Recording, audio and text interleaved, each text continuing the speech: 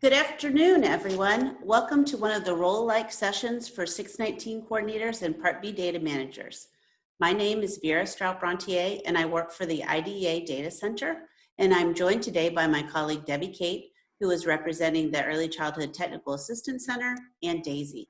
We are delighted that you chose to join us this afternoon for our session entitled Change is a Given, New Requirements for Reporting Educational Environments for Preschoolers.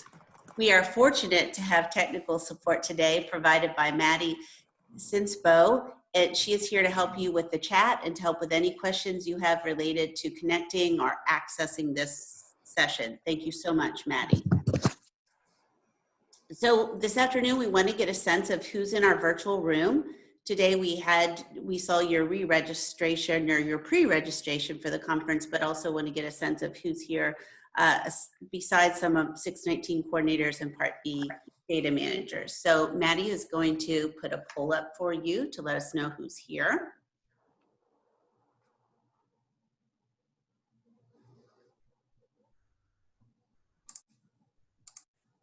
And we can see you filling that in right now, as you should be able to see that on your screen as well. So it looks like we have a majority of 619 coordinators, several Part B data managers, some state DOE staff as well.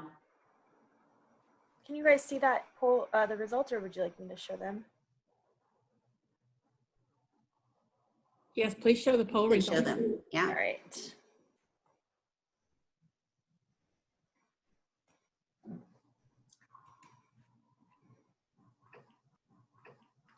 Okay. Thank you all.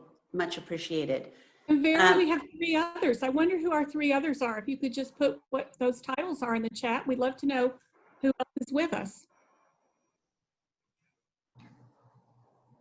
Thanks, Ruth, for letting us know that you couldn't see that.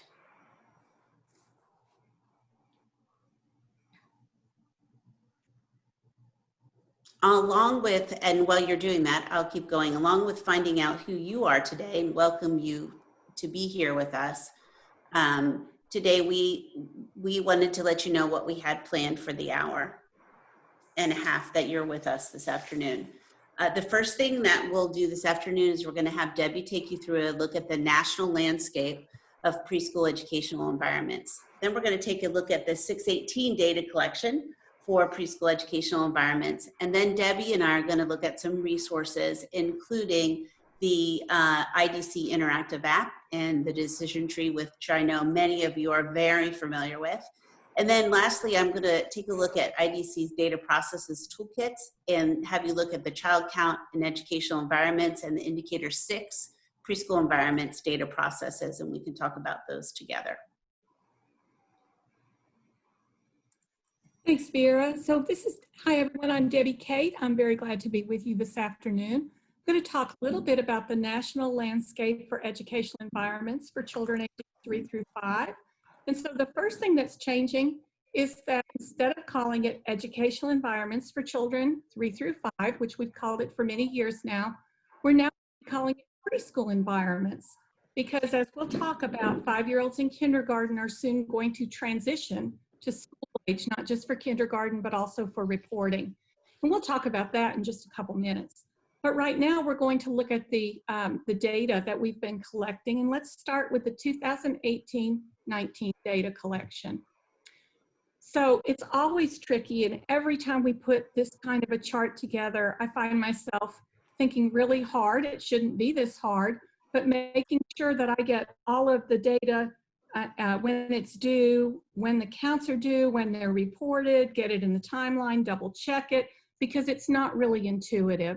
So we know that the 618 data is collected on a state-selected date in the fall between October 1st and December 1st. So that's fall of 2018.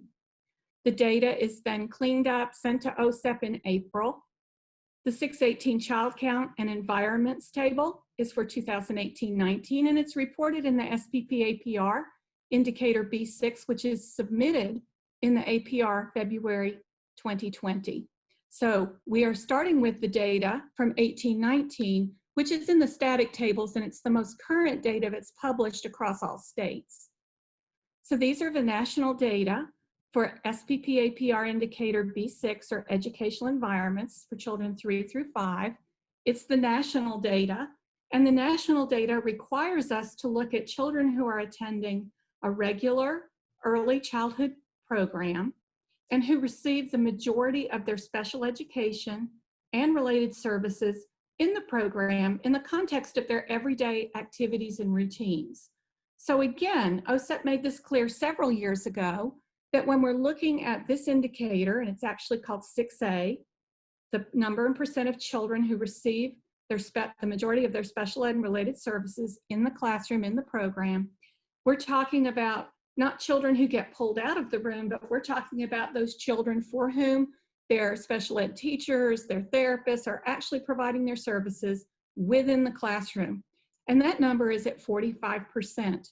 This includes children who attend those regular early childhood programs 10 hours or more, or less than 10 hours. It's added together to give us that percentage.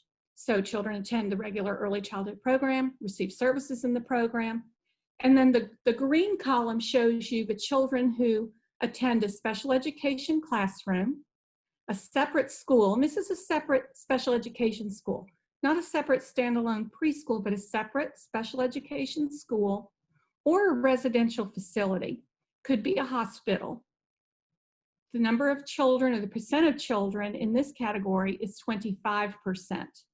Again, from our 18-19 national data. Now let's look at our data for indicator 6 over time.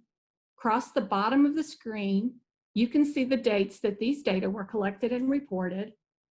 And you can see that for 6A and for 6B, there's been virtually no change since 2012, 2013. So despite our very best effort at trying to move these data, we want the blue to be much higher. We want the green to be much lower, and yet the data still looks the same. I wonder if data in your state has moved over time.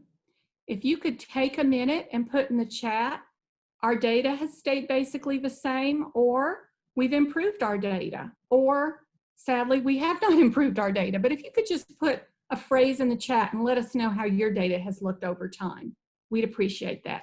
And Vera, you can let us know what the chat says. I certainly will, Debbie. Thanks. And Christy in Illinois is telling us that they are seeing improvements in their data. Yay, that's great. Ruth Galucci is as well. In Wyoming, their data has improved as well.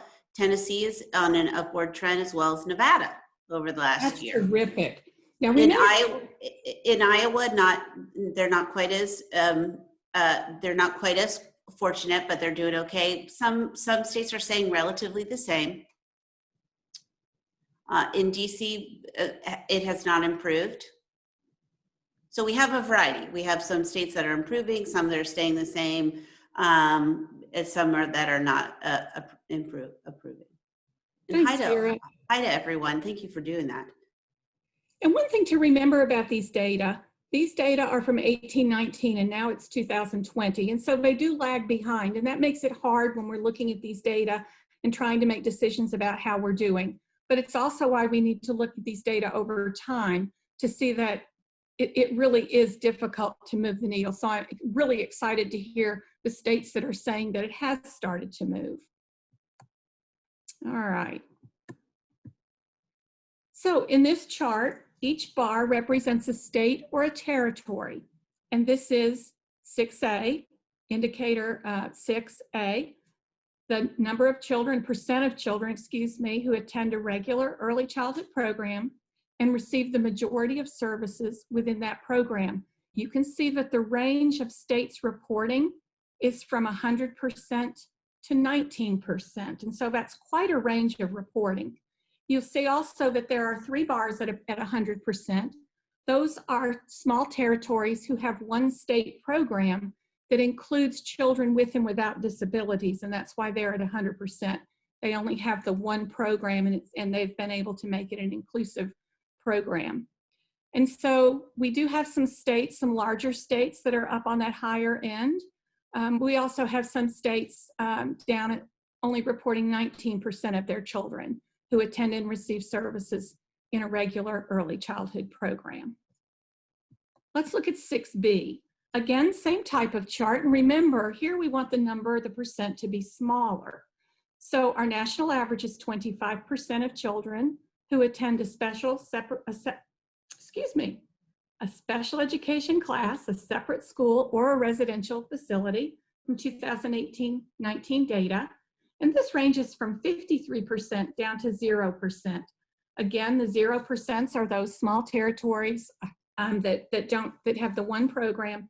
And you can see again that very wide range of children across states that are receiving their services in these segregated separate programs. Now, along the way, if you have any questions about the data we're sharing or the content that we're sharing, please put a question in the chat or feel free to unmute. We'd really like to stop along the way and have some time for conversation. So we'd love to hear from you. This is the more interesting data to me, is when we look at the 618 data reporting. 618 is called that because it's the section of the law where it talks about these data that are required. And this is where these categories are reported that are merged together for the State Performance Plan Annual Performance Report Indicator 6. And so if you look at the first column on the left, it's at 40%. RECP is a regular early childhood program, 10 hours or more, with the majority of services in the program. Next to it, you'll see 17%. These children attend a regular early childhood program, 10 hours or more. However, they go somewhere else for their services, or they receive the majority of their services in some other location. These 17% of the population could be children who go to childcare after they've started in a special ed self-contained classroom. They're picked up and they go to childcare, but their parents provide for them. It may be children who attend state pre-K, but they go down the hall for their special ed program. It may be children that go to Head Start, but they go either down the hall for their services or on alternate days of the week they go to a special education classroom. So those 17% are in gray because they're not represented in 6A in the numerator, but they are representative of the denominator. All the children together in the denominator.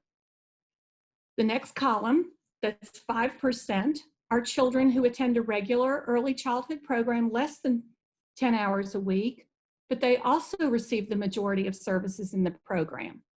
Those two are added together to get the 45%.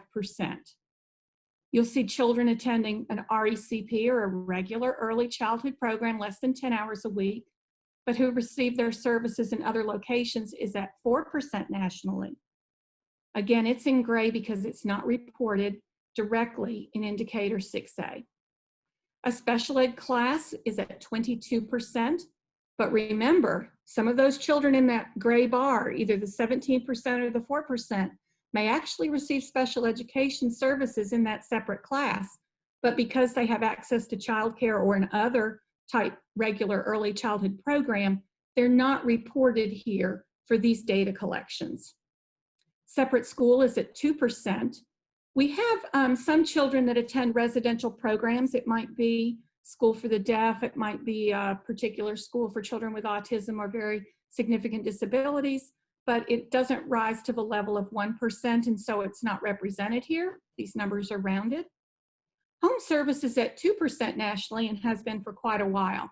So 2% of the population of children ages 3 through 5 do not attend any regular early childhood program or special ed program, but they receive the majority of their special ed and related services in the home. And finally, we have the service provider location. Service provider location are also for children who attend no other early childhood program. You would not report a child in this category if they went to childcare that their family supplied for them. Even though it's not an IDEA service, that's still what this data collection does represent and take into consideration. If they go to a special education classroom, but then also go to a service provider location, they would be coded in the special education classroom. The only children that are going to show up in the service provider location, which is most often speech and language services only, are children who do not attend a regular early childhood program of any type, or children who do not attend a special education program of any type. They only come to a service provider location, most often speech language, for their service. So I'm going to take a breath and stop there for a second and see if any questions come into the chat, or if anybody would like to unmute and make a comment.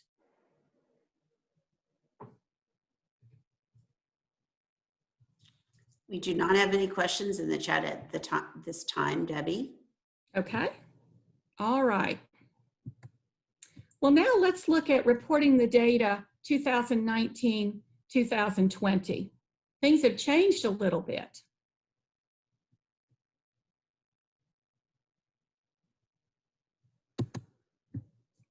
So here's our data collection and reporting timeline again.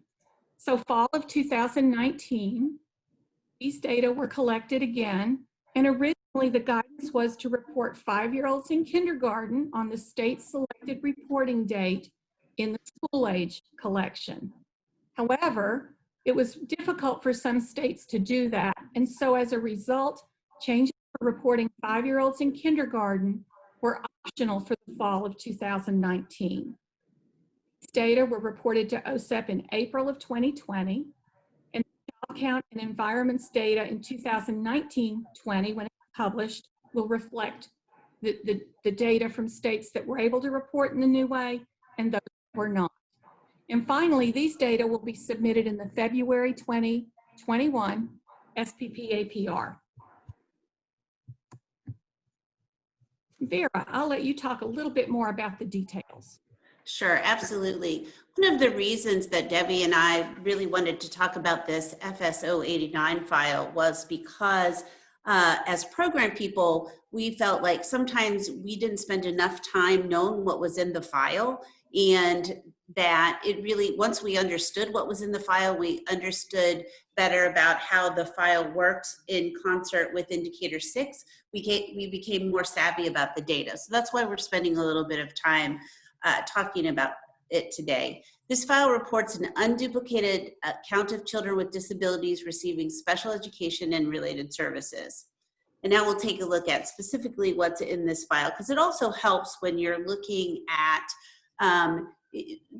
sort of the things that you can do with this data in terms of the other data that you have. Maybe you're looking at data with your whatever you call your at-risk preschool or your state-funded preschool. That always helps to know what data pieces you have in this.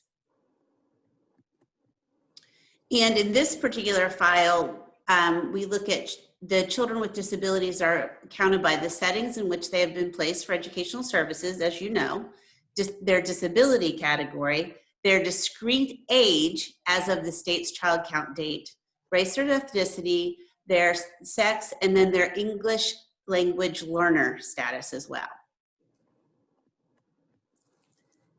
Now, again, what Debbie just said is that these changes to the 618 data collection, they were optional for last fall's data collection, which will be reported in February of 2020. But we just wanted to look at the differences between these two files as well, between the FS 089 file, which is the early childhood file, and then the school age file, which is FS 002, if you've heard people refer to that school age file by number. The age ranges are different, right? One is 3 to 5, one is 6 through 21, with those 5-year-old kindergartners, as we think about it as it's being collected for the coming year. The educational environment categories are different. Both 002 and 089 must be reported at both the SEA level and the LEA level. And then FS 002 must also be reported at the school level. So those are some clarifications and some differences you can see between those two files. So now we're gonna dig into a little bit into the file specifications within this FS 089 file. You'll see that Debbie will pull up a link for you. This is something that you can always go to and look at this link as well. Some of you might be very familiar with it. I'm going to share my screen again. I wanted to make sure I had the right document up for you. No, I appreciate that because now I can see who is all here on the call. So see a lot of names and faces I recognize. And I So- apologize for scrolling, but we wanted to show you the data collection chart first. Let me get down to it. So as Debbie talked about earlier, remember when we were looking at her data, and Ruth is going to would like us to go over to the two files again, and we will do that. Thank you, Ruth. So when we look at this crosswalk that you could see, this is right in the middle of that FS 089, the file specs. You see those categories that Debbie just talked about on her bar graph, right? The children attending the regular early childhood program at least 10 hours a week. And then A2, where they're in the same program, but they're being pulled down the hallway, or they're down the hall, or some other way of getting their service. Then we have the B category. The 3 C categories, one is the special education classroom, one is the program, and then one is that residential facility. So, and then we have those two environments where we have the children at home, which is D1, and then the children who are in the service provider location as well. So then you see all those clarifications. This file is really nice because it has some details in this file that provides us some good information as we, especially if you're new to this work and you're trying to learn what each of these categories mean, the definitions, things like that. So, and Debbie, So Vera, I wanted to tell everybody to look away for a second while I scroll back up to the top. I'm going to go all the way up to the top and show you what the file looks like. And then before we get out of the file, I'll go back out and show you how to find it. It's very easy to find. And this is really the only place where you're going to find written guidance on how this collection works. And so as program people, I hate to admit this, I didn't even know that this rich information existed in this file for a long time. And so it's really critical that you know where to look for this information, because we got some great information from OSEP in this file several years ago. Some of the history on collecting this data is that when the data changed and became the collection that we have been collecting now, where you would code children who are receiving services in the program, one of the big questions was, well, what does that mean to collect data on children receiving services in the program? Does it mean if they're in Head Start and we take them down the hall in Head Start, is that in the program? It's in the building. And it took a long time until we got the revisions of what exactly that meant, what OSEP was looking for, what data exactly was to be collected. And you'll find it in these files. And so that's what's really exciting. And so here Vera's going to tell you about the most current revisions, and then I'll share with you some of the older revisions that were also in this file. So one of the things that we know was revised is that this is an unduplicated count of children with disabilities aged 3 through 5 who are not in kindergarten receiving special education and related services. And that's according to their IEP or their IEP. So we know some of you have 3-year-olds who are on IFSPs as well. So that is reflected in this information as well.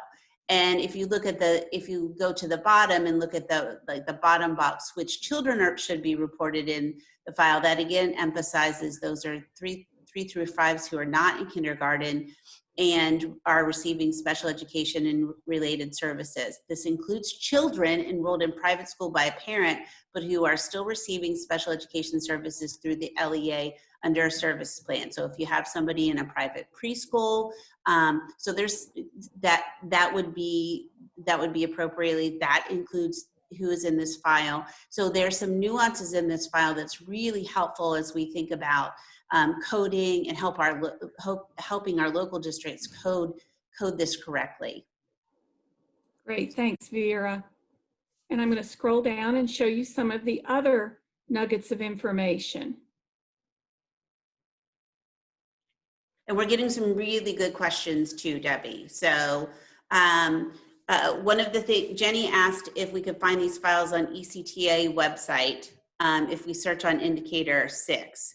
So I'm going to let And now I'm you gonna- answer that one. Right. These files are very easy to find, and I'm going to show you how to do that in just a minute. But let me show you what's in it before we get out and look, because just in case I have any difficulty getting back in because of being on so many different sites at one time.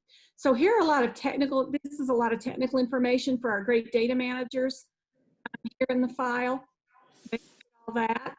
But then here, how about children who are reported by developmental delay? It gives guidance on that.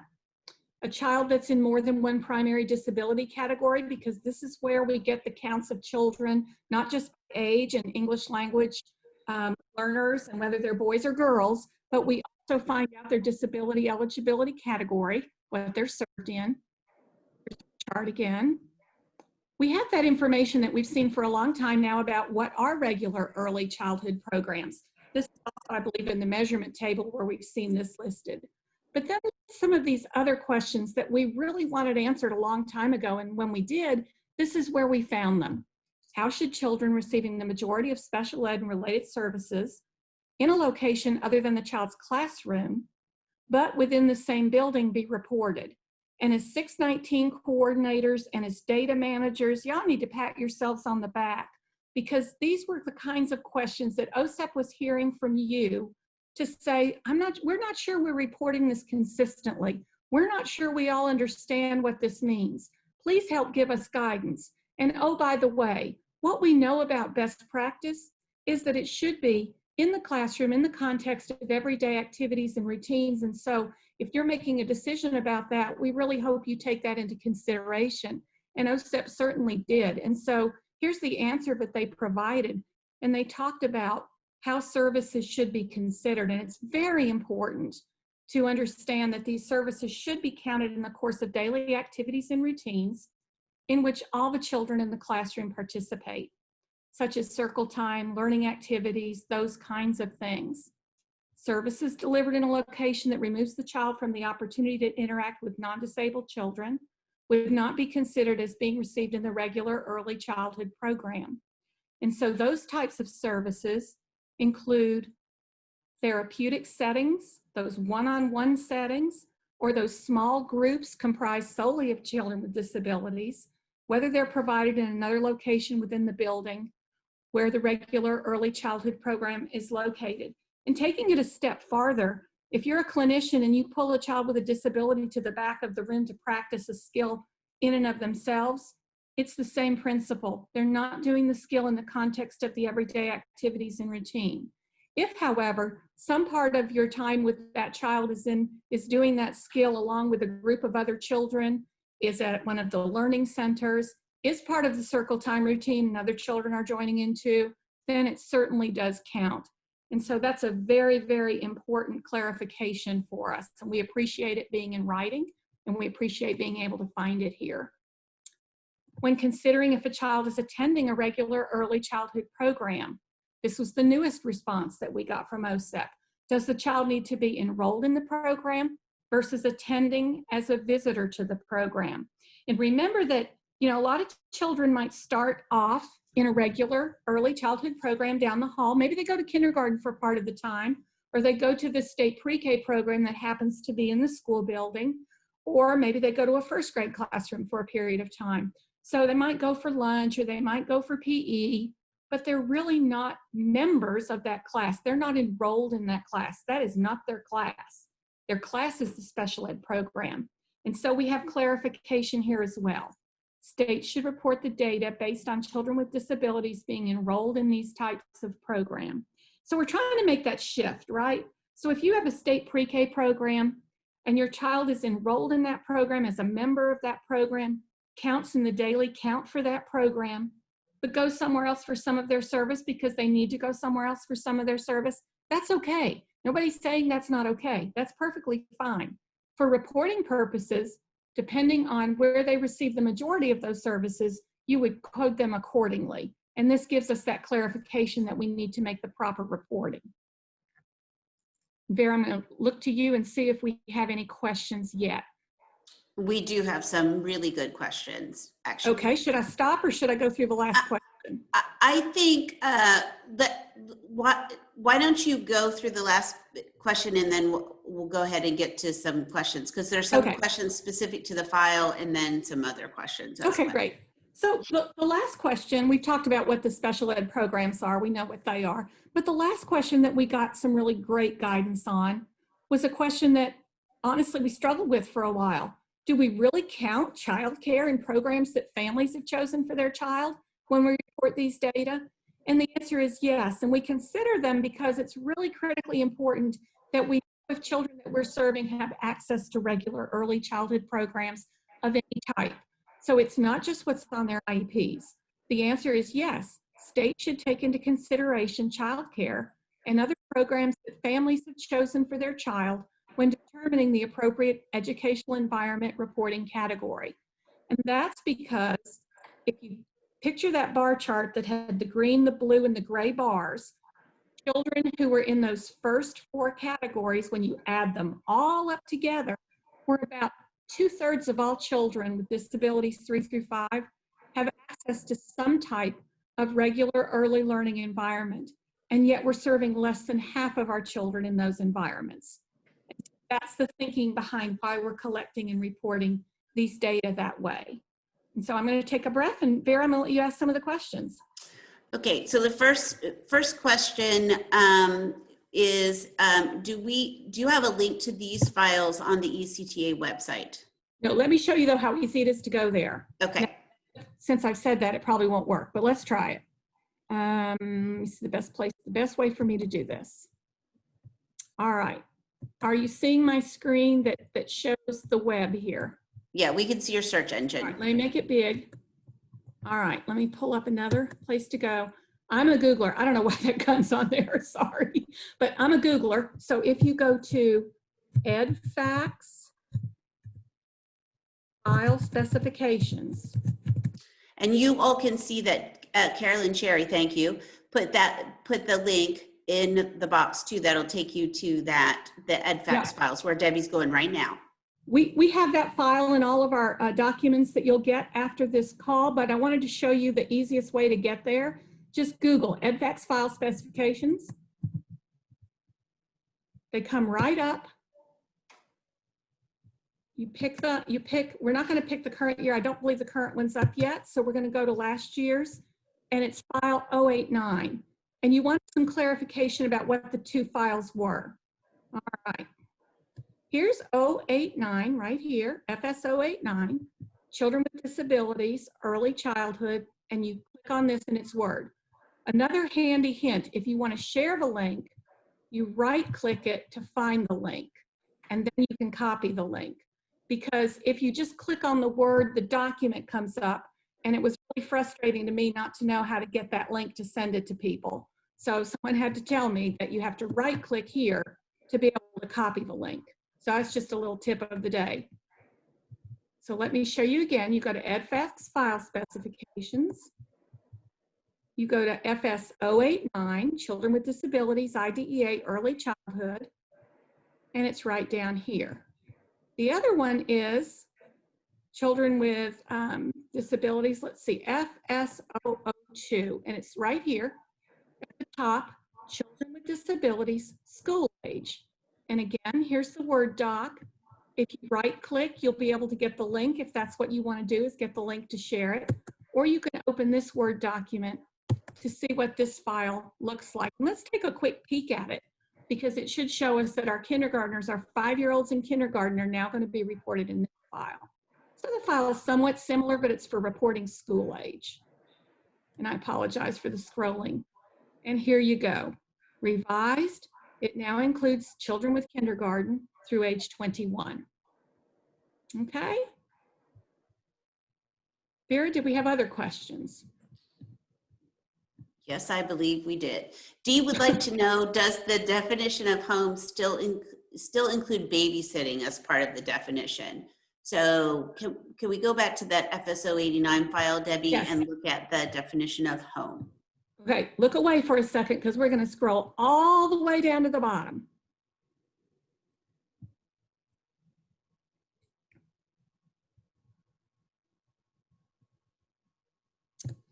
All right.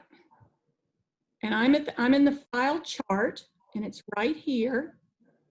Babysitting is not mentioned, but it's, now remember, these are sequential, and we're going to show you the decision tree as the next thing that we get to. And so you'll be able to see clearly how you get to these reporting categories.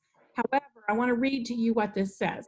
Children attending neither a regular early childhood program nor a special ed program. So they're not included in A, they're not included in B, and they're not included in the C categories, but they're receiving the majority hours of special ed and related services in the home.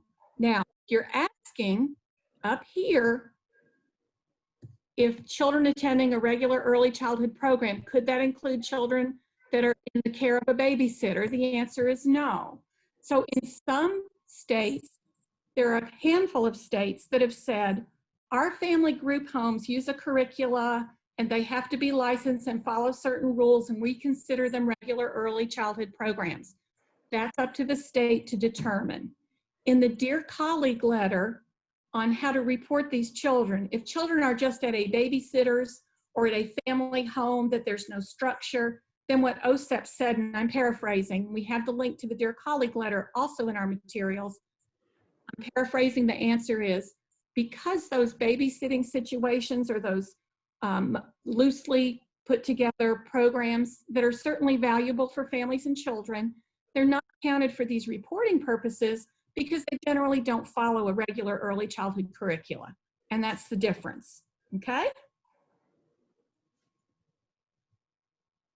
Any And questions? Anne, let us know if we answered your question about the regular early childhood program with kindergartners and the kindergartners now that are in the FS002 file. We're going to go over that in a little more detail. So if we haven't answered it yet, I think we will. So, and you are welcome to come off mute if you would like to ask your question where everyone can hear it. That would be great too. And that was our final question, Debbie. Okay. So All right. we do appreciate all these questions. We sure do. We'd really like it to be conversational. We'd like you to hear from one another. All right, let's close this. Let's close this and let's go to our Google document. So we've prepared a Google document that we're going to try and use. It may not work with as many of us as are on the phone in the Zoom room, but let's go ahead and give it a try. So we'll put the link to this Google Doc in the chat in just a couple minutes, but I want to set us up by just telling you why we've structured it this way. We wanted to ask a couple of questions and we wanted to get as many responses as possible. And so once you have the link to the Google Doc, you can go into that link. You'll be able to see what you type, and I'm pointing at the screen. I doubt you can see me pointing, but you can go into the Google Doc, type in this blue box if you're a state that has a response to put in here. You can type in a phrase. You don't have to type in a whole sentence. You won't be identified. Your state won't be identified unless you want to be, and then feel free to put your state name or your own name if you want it there. But we're just looking for some information from states. And so, Maddie, if you wouldn't mind putting the link to the Google Doc into the chat. We also know that not everybody can access Google Docs. Some of your states don't allow it. So Vera's going to continue to watch the chat. Maddie's going to help us watch the chat. And if you can't type within the Google Doc, someone will read your answer from the chat and we'll add it to the Google Doc for you. So we do apologize for that. But if your state was able to report kindergartners in the school age collection in the fall of 2019, what was the impact on B6A, the number of children who attend a regular early childhood program and receive the majority of special ed and related services in the program? So whether you were able to separate those children out, whether you reported it to OSEP that way or not, if you were able to report, to separate it out, what did your 3 through 5-year-old population look like in B6A? Please download the Google Doc and type in this blue box for us if you wouldn't mind. So we do have a blobfish. You can see the funny names that people get as they type into the document. We'll give you a minute to download the document, type into it if your state was able to separate those data.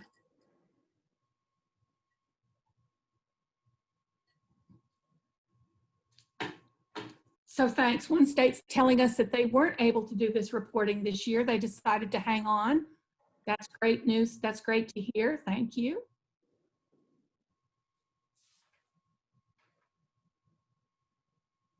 We'll give you some more time to hopefully get into the document and let us know if you were able to separate these data.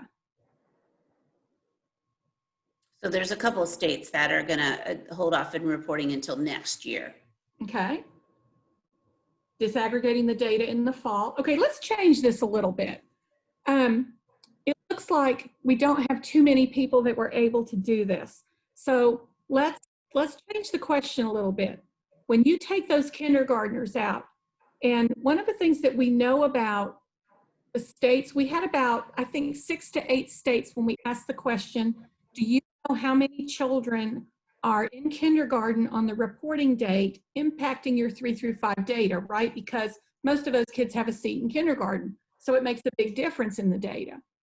And we heard from the 6 to 8 states that were able to tell us that it could be up to 1/3 of the population.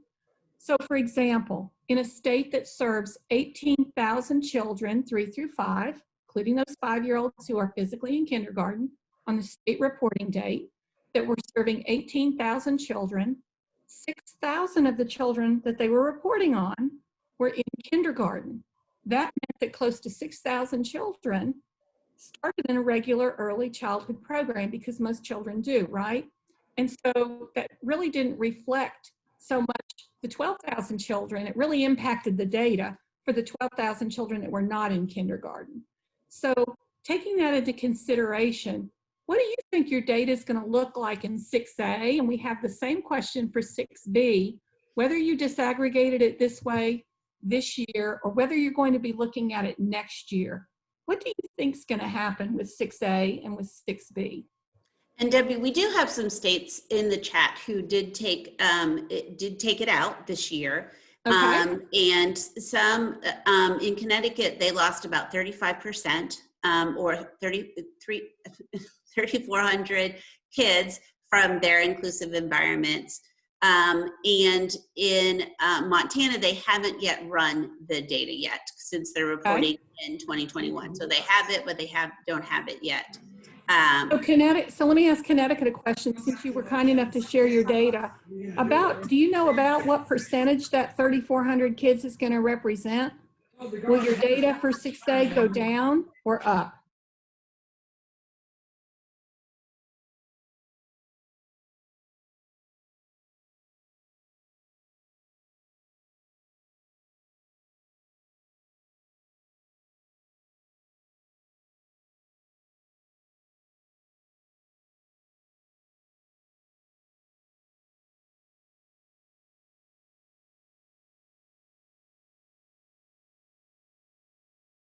So Vera, let's look in the chat and see if Connecticut's able to tell us if their data for 6A and what their data for 6A and 6B is going to look like. Yeah, and he's asking us to hold on. So, Okay.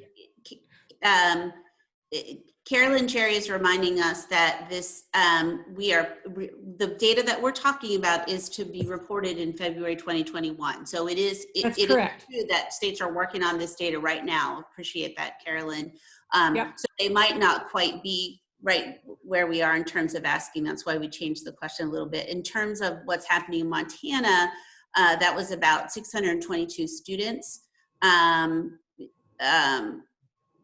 So then those 3 to 5s that are not in kindergarten, that's about 1,000 students total.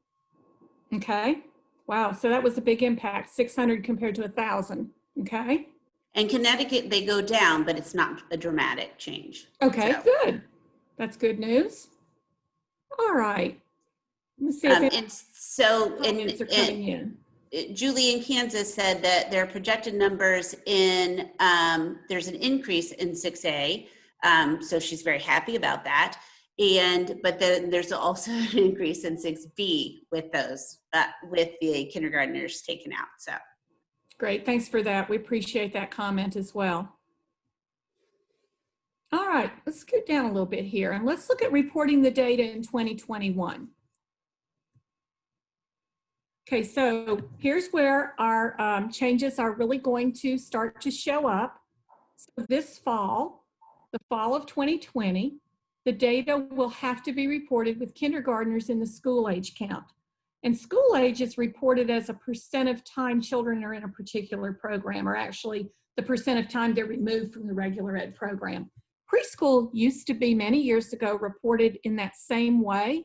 The problem was not all preschoolers had a consistent quote day, right? Some children were in school 9 hours a week, some 12 hours a week, some 20. There was no consistency about what a preschool day was. And so looking at percentage of time that a child spent in a regular, being pulled out of a regular early childhood program was somewhat meaningless, because you really didn't have a frame of reference for what that day really looked like. And so that's why we got the reporting categories and coding that we have now. And so now we're taking the kindergartners out because they're really better aligned to be reported with the school age count, because most kindergartners will start in kindergarten. So this fall, you'll collect the data. They'll be reported to OSEP in April 2021. They'll come out not in the next child count that we get, but in the one that comes out 2021, and they won't be reported until April 2022, okay?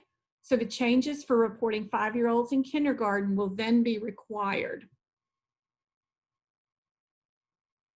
All right, so we wondered if you might have any questions about collecting and reporting the 618 data. And again, if you'd like to use the Google Doc, please feel free. If you're more comfortable with the chat, please use the chat, or feel free to unmute and let's have a conversation. I just wanted to let everybody know that Diane Murphy here is here from Connecticut, but I'm only laughing, Diane, because I've made that same mistake and got it on with my son's name as well. So she was showing up as Jason. So it is Diane Murphy, and she was the one that was reporting the Connecticut data. So thanks for that, Diane. Thanks, Diane.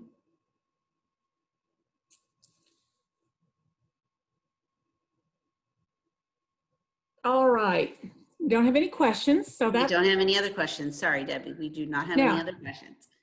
let's look at the next box, and let's look at, do you know, or can you think for a minute, do you have an idea about how many of the children in your state are physically in preschool 3 through 5, and about how many are in kindergarten on your reporting date? And it's perfectly fine if you're just taking a guess, but think about what you know about the number of preschoolers that you serve in your state and the number that are in kindergarten. Do you know the approximate percent of the 5-year-olds in your state's data collection currently that will be moved out? In other words, what percent of kindergartners have been in your data collection? Do you know that? And you could type on the Google Doc or as well as in the chat box. Either one is fine with us.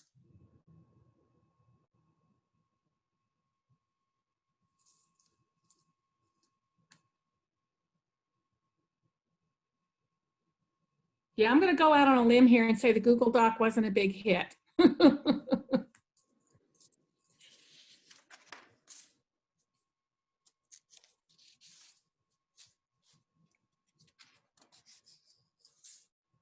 So one state had to link data systems to determine these data, which is really hard, right? When you've got data in different places, it's really hard to make sense out of your data sometimes. They're excited to find out. That's terrific. We look forward to knowing, because like I said, the states that were able to tell us, and it was really only a handful, said that it could be as much as 1/3 of the children are being reported. All right.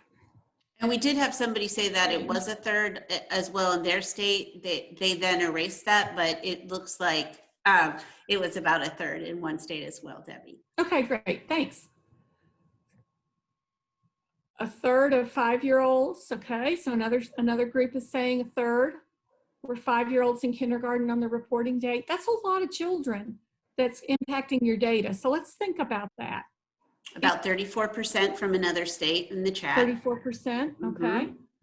So if you think about that and you think about where those children are in your state now in kindergarten, think about if you have 20, 25, 30 maybe % of children who are going to be out of your preschool data. what do you think, or what do you anticipate your data is going to look like without those 5-year-olds? So let's think about where they're going to be reported. Most of those children who were 5 and in kindergarten started out as either in 6A or 6B, right? Because they were either in 6A, they were in a regular early childhood program 10 hours or more, or they were in 6A2 in a regular program 10 hours or more, but going somewhere else for their service, right? So they were either in that first column or that second column. Some would have been represented in the indicator, some would not, because they would have been pulled to a different location. Now we're taking a lot of those children out of that column. What do you think that's going to do to your data? Percentage-wise, it may have an impact. That percent may go down. Guess we'll have to wait and see. All right, let's do a time check here. Okay, I think we're going to move on. Does anybody want to comment about that, or are there any comments on what you anticipate your data to look like once this change is in effect? Okay, in Illinois, when it is about I'll just read it. Just subtracted kindergarten from our 1920 total, and it is about 31% of all the 3 to 5-year-olds reported in Illinois. Our 6B goes up, but our 6A stays the same. Okay, good. Thanks, right. Anne. Thank you very much. All right, we're going to switch gears, and thank you for that. I guess not having to have pulled it out, you've not delved too deeply into it yet, and that's totally understandable. So we'll continue to have this conversation. It'll be interesting to see together what the changes are in these data. And maybe we'll have some significant movement in our data for preschool environments. And in Iowa, well, when they looked at FFY 2018, they go up from 32% to 45%. And I'm assuming that is 6A, right, Dee? And she'll answer me. Yes, that is. I was signing. Yes. Okay. All right. Thanks, Dee. Yeah, for B6B, we go down. We actually go from 7% to 4%. That's great. Yeah, that is That's good. great. And then Anne is saying that in her 1920 child count, they moved 37% of their 5-year-olds. For 6A, they'll go from 40.53% to 29.99%. And for 6B, they'll go from 34.67 to 44.3%. She just ran the numbers for our benefit. So thank you, Anne. Great, thank you. And what state was that? Was that That's Anne Rainey? Montana. Montana. Anne, thank you for doing that. And so that's kind of what we expected to see. We're really glad that maybe it's not going to be across the board looking like that. There may be some nuances in the data that we weren't expecting, but we do anticipate that the data will look different once these children are pulled out, because just where they start is going to be different. And it's going to take some of the basic children that have been keeping the count where it is out of the mix. And so it'll be really interesting to see where we land both across states and nationally and learn from one another. So thank you all very much for participating in that conversation. And Dee, thank you for sharing what we're doing in Iowa, Connecticut. Thank you, and everybody that shared, we really appreciate it. And Anne, thanks for going in and running the numbers on the fly. We appreciate that too. Okay, so we wanted to share with you that some of the resources that you have available to you are undergoing some minor tweaking or some major tweaking, but we wanted to show you what you can still use and what remains the same. So we're going to go into the Decision Tree Interactive application that's on the IDEA Data Center website. Let's see here.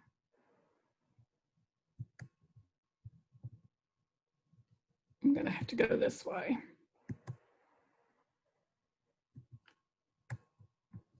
Let me get it open. I thought I had it open, but it seems to have disappeared. So let me pull this up. I want to show you that let me try and pull this up. Here we go. Oh my goodness. Let's see if it'll let me open it this way. There we go. So here are the B6 reporting tools.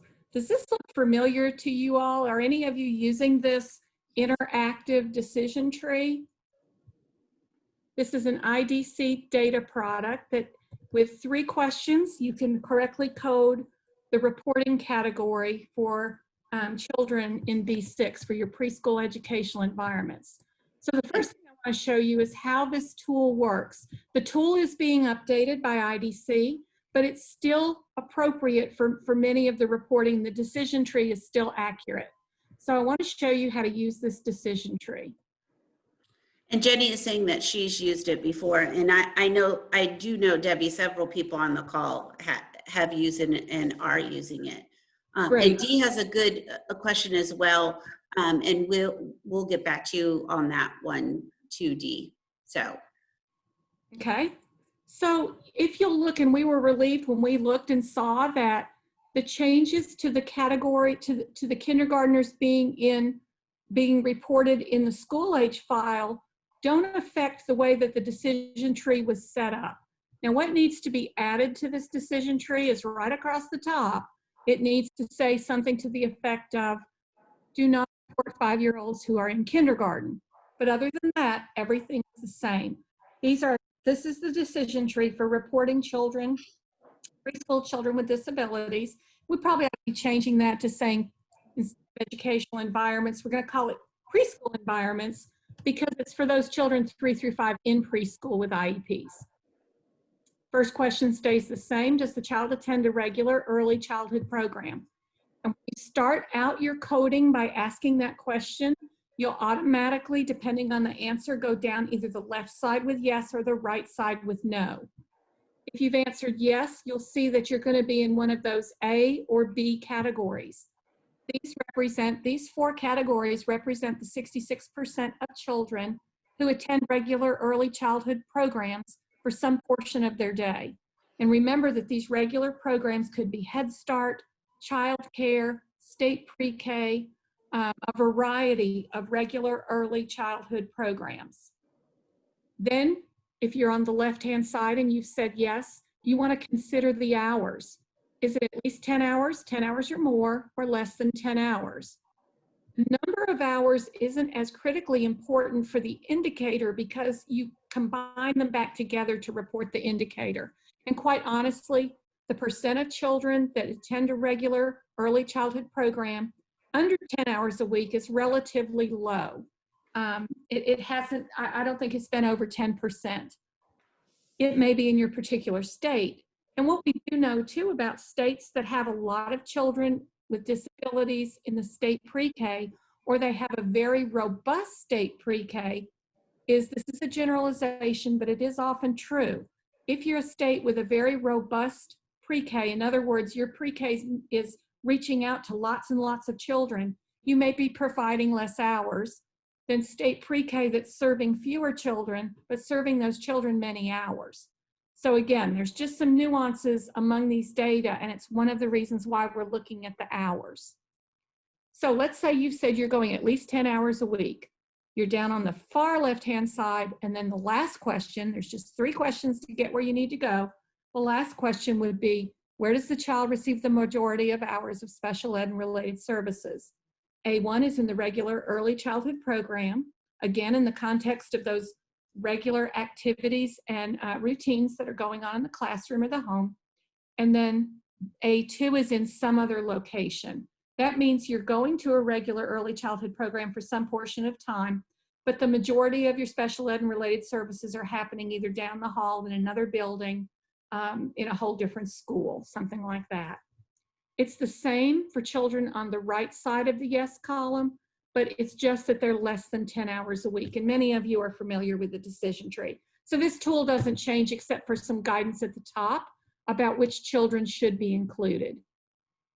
On the side where you're looking at no, these children don't attend, this child doesn't attend a regular early childhood program. Then you have to ask, is the child attending a special ed program? And if the answer is yes, you go down and you report whether it's a separate class, a separate school, or a residential facility. If it's neither of those, then here down at this reporting, you'll see that it's either home location or if none of those categories is appropriate, and remember these are sequential questions, then it's a service provider location by default, right? Because you've gone through all the choices. Vera, do you want to ask Dee's question now, or should we go to the interactive application?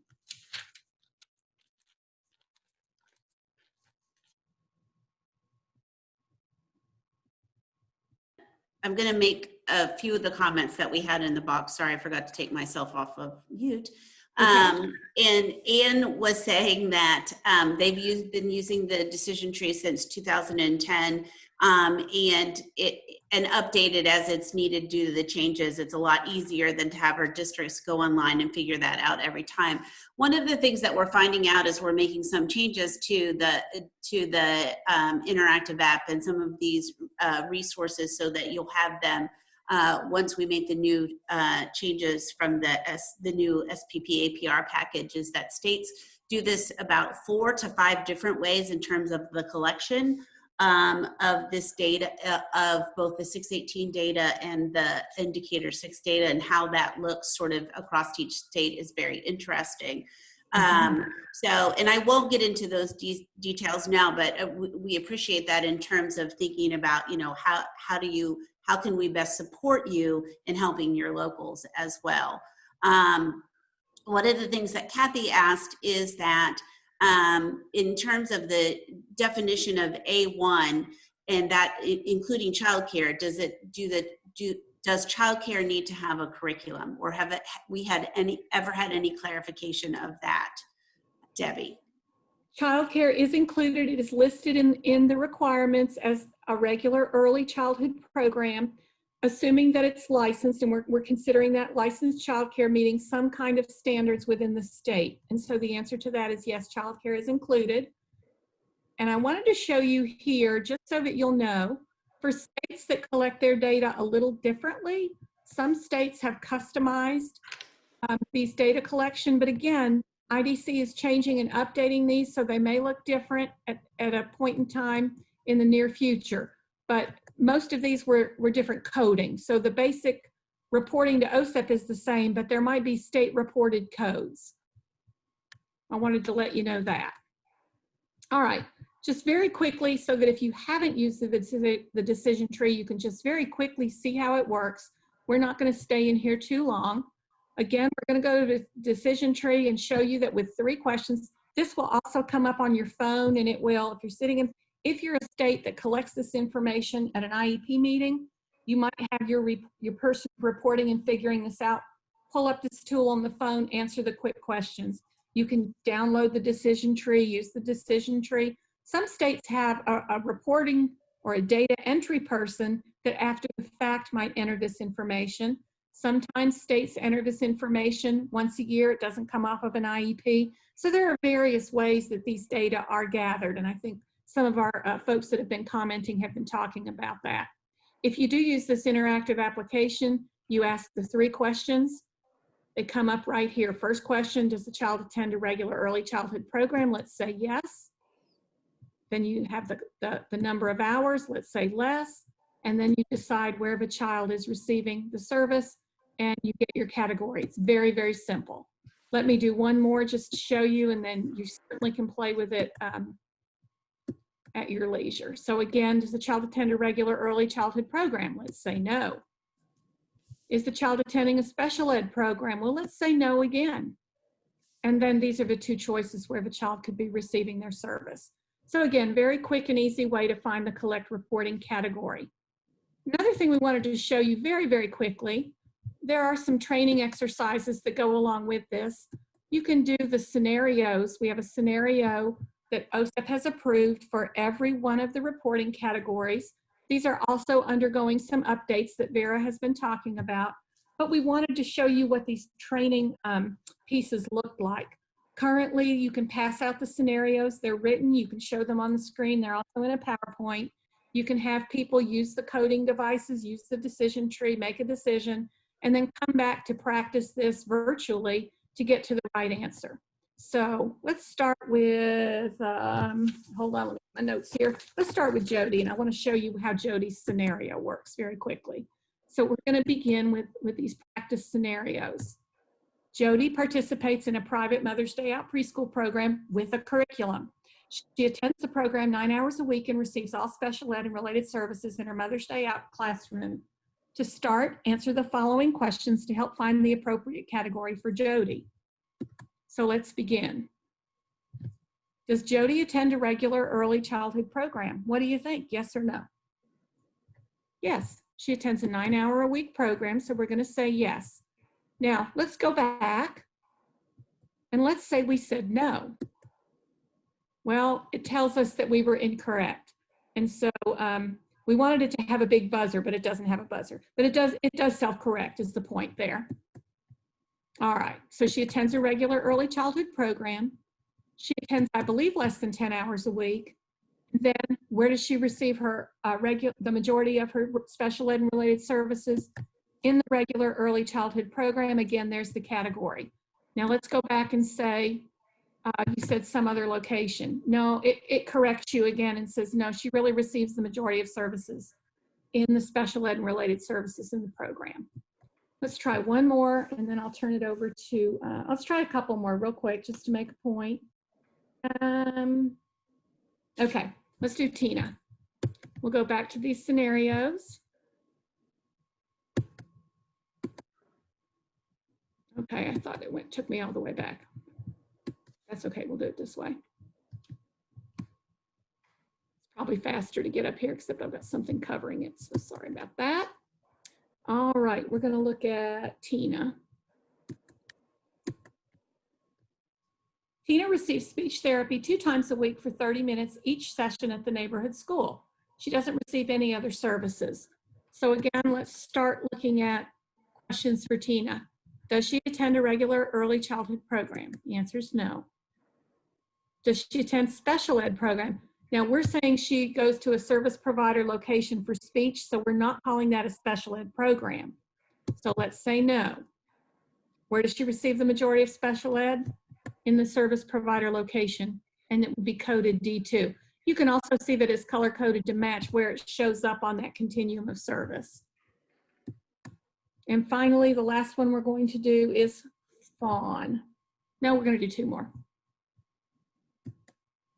All right, let's do Fawn. Fawn attends a faith-based preschool 2 days a week for 4 hours a day and receives 30 minutes of speech therapy in an office located outside the classroom. Let's go ahead and answer our questions about Fawn.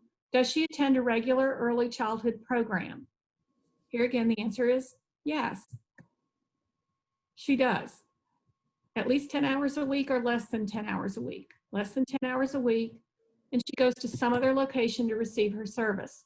So her category, also showing up in gray because it only counts in the denominator and not the numerator, is B2. She attends a regular early childhood program, less than 10 hours a week, goes somewhere else for her service. And the very last one I promised that we're going to do is John. If I can get John, if I can get to the scenario button here. Let's see where John is. Here's John's scenario. John receives special education services in his home. He does not attend preschool or childcare. To start, answer the following questions. All right. Does he attend a regular early childhood program? No. Is he attending a special ed program? No. Where is he receiving the majority of his services? At home, D1. Okay, that brings us to the next thing that we want to talk about. Let's see here. I want to get back to our... Debbie, we have a couple really good questions in the chat box, which I think are clarified in the Dear Colleague letter, but I would like to say to the folks that wrote them that we will follow up with them because I don't want to answer it on the fly. I want to go back to that letter and make sure that the clarification is there like I think it is. Do you want to ask it or do you want to just wait? That's up to you. Well, you could ask it if you'd like, and then if we have to go back and answer it later. Okay. So do they clarify if childcare needs a curriculum? No, they don't clarify that childcare needs a curriculum. They clarify that what they call a play group needs a curriculum. The reason they don't clarify that childcare needs a curriculum is if it's a licensed childcare, they're expecting that there is some type of organized effort within the childcare. Now, having said that, I will say that we do know that there are some states that choose not to count childcare as a regular early childhood program for purposes of supporting children within those programs. In other words, I'm not talking about the reporting now. I'm talking about if they're going to serve a child itinerantly, some states have said this is not a program with a certified teacher. It may or may not have a high quality curriculum. We're not going to serve we're not going to provide our IDEA services in this program. However, for reporting purposes, we do have clarification that childcare counts as a regular early childhood program. We have that clarification, knowing that lets us know that children have access to other children. That's what it lets us know if we report that they attend the program there, because those programs are licensed by the state if they're a child care. So that's the differentiation there. The part that talks about needing a curriculum is only with regard to those preschool play groups. They were called play groups. A lot of people were saying, we have children that come together for 2 hours a day, 2 days a week. We call it a play group. Does that count? Specifically to that question, OSEP said it doesn't count, and it doesn't count because it's not, they don't say because it's not licensed, they say because it doesn't have things like a curricula. So I don't believe they mentioned because it's not licensed, but they do say because it doesn't have things like a curricula. Did that answer the question? I think it answered the questions that we have there. If you need more clarification, let us know. Dee also found a document that does talk about home. The term states that it is a document that was posted by OSEP, and it talks about home. The term caregiver includes babysitter. So that's what she was referring to earlier. So you may want to look at that link. We may want to look at that link later as well, Debbie. Yeah, they don't address whether home is with a caregiver or a babysitter. So again, that is not specifically mentioned. So when it's not specifically mentioned, I think you have to make the best decision for your state based on what the intent is. So let's talk for just a minute. This is a great lead in to the nuances, the new measurement table. And so there is a change in the proposed measurement table for children 3, 4, and age 5 who are enrolled in a preschool program. This is to be starting in the 2020 measurement table reported in 2022. We will now be reporting children who receive special education and related services in the home. So Dee, I think what you were asking is, does this mean, could it be in the home with a caregiver or in the home with a babysitter? We don't have that clarification, so that's great to ask, but if it's in the child's home, you know what, I'm not even gonna even go there. I'm just gonna say we don't have an answer for that, but it's a great answer. It's a great question to bring up for reporting category C, which is new. Yeah, Deb, yeah, I would look at the OSEP definition because it's very confusing, because they do say actually the primary residence of the child, and they say caregiver, and then they say babysitter. So it's, they send mixed messages there. And who would use the word babysitter? So. Well, we know not to confuse it with A though, right? We know that you don't put children in A if they're with a babysitter. So that's clear. So whether or not you consider going to the child's home, if it's a babysitter there, again, the purpose of why this is there, the question about setting targets has come up. States set their targets and they have to determine what the targets are going to be.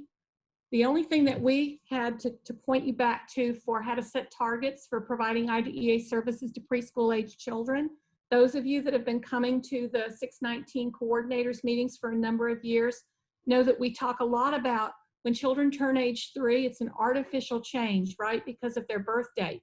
So they were receiving, if they were receiving Part C services in IDEA prior to age 3, it was in their natural environment. It was in the environment their families had selected for them, whether it was home whether it was in childcare, whether it was with a babysitter or a caregiver. And so when the child turned 3, if they were still receiving IDEA services, then automatically the rules change a bit, the services change a bit, and providing home-based services still might be an appropriate option for young children. We know there are requirements for how to consider that, looking at where children are first, looking at where children are, what their supports are, what they need to be in a regular classroom. There are a lot of considerations which we're not going to talk about today. But we do want to say that home is not the same reporting category as it is in the school age reporting. In school age reporting, children are expected to be in school if they're school age, unless their health does not allow them to be in school. So for the school age reporting, if the child is in the home hospital category, that's called homebound. And they're there because they can't physically be in school.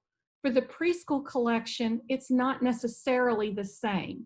There may be some very good reasons for serving young children, particularly young children, in the home. So remember, those children birth to 3, we stress their families as the first teachers. If children are having difficulty in home routines, we want to provide that support in the home as much as possible. We need to think about that and think about what children need most. And so what does target setting look for providing services in the home? We're not 100% sure, but we do know that providing services in the home for young children is recognized by IDEA as appropriate and not the same as homebound services. We just wanted to make that case. And so Vera, with that, we're going to transition to your tools. Great, thanks, Debbie. So we're just going to spend just a minute talking about the data processes toolkit that IDC has, because we think that it's such a valuable process when we look at both the 618 collection and the Indicator 6 collection, because it really gives you an opportunity to pull all their pieces together and get a good idea of all the parts in motion of those data processes. It was particularly helpful for me as I was learning both the 618 collection better and the Indicator 6 collection better. So Debbie, if you will pop that open so we can show them what that looks like. The landing page that we come to is the SEA Data Processes Toolkit on the IDC website. And you'll see here that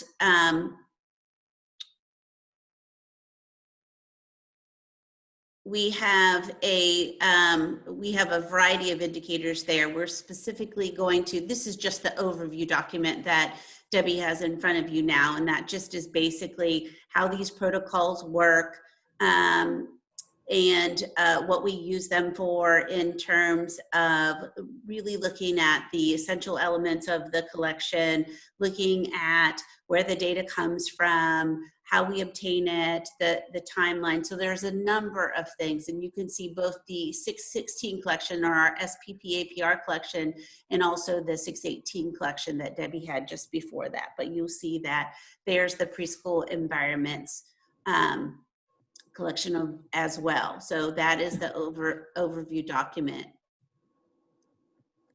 Okay. And then Debbie, if you'll go into either, it doesn't matter, either the 618 or the Indicator 6. Yep. Let's see here if I can do that.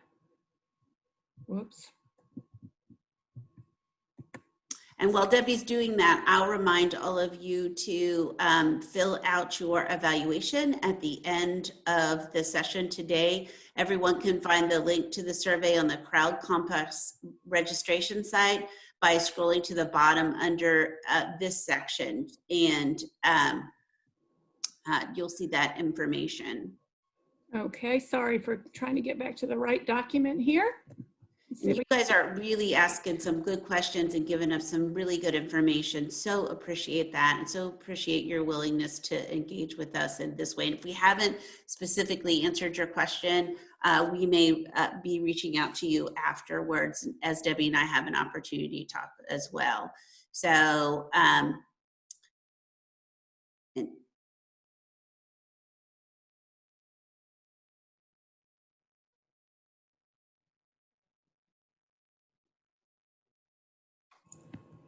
So you'll see that this is the overview Same again, document. Debbie. Is this the Yeah. overview again? Yeah, Uh-oh, I think that was the wrong link in there. Let's see here.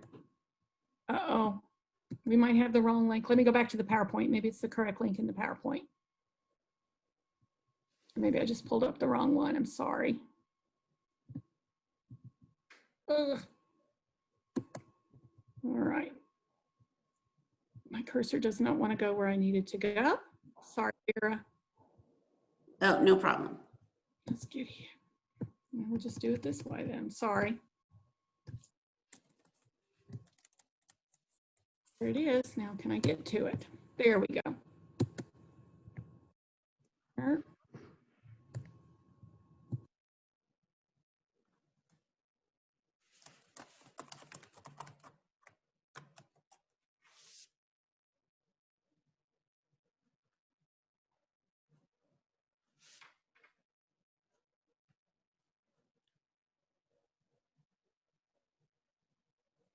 This looks interesting, doesn't it? Debbie, if you don't mind, I'm going to go ahead and share my screen. That'd be great. I'm having some technical difficulties. Stop sharing and then you may. Okay.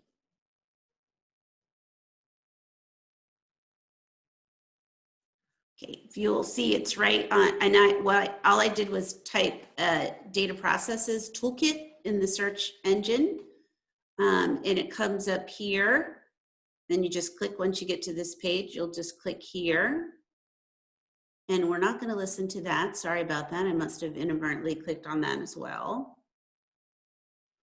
So you'll see that overview document that we just talked about here on in the left-hand corner. Then you'll look at those 618 collections. Let's look at that child count and ed environment collection.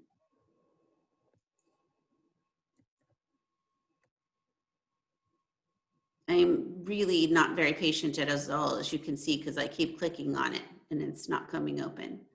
I think you have to go down to the, I think you have to go down to the bottom, Vera, and open. And open it that way. It looks like there's a section on your screen that says open or save or cancel. There. Thank you.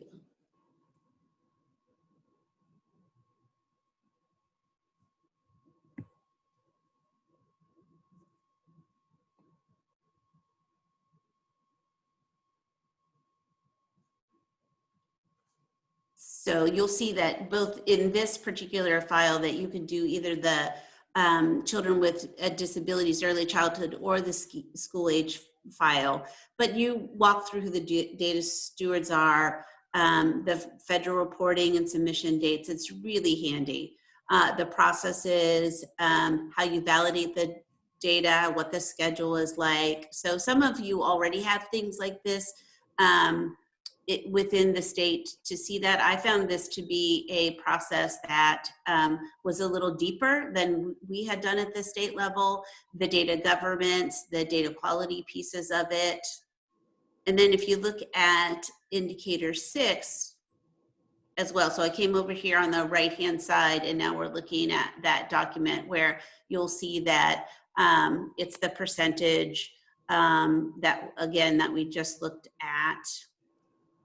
Vera, we're not seeing another screen if you're getting it on another screen. Okay, I think I will have to reshare again. Hang on. I forget about that with Zoom.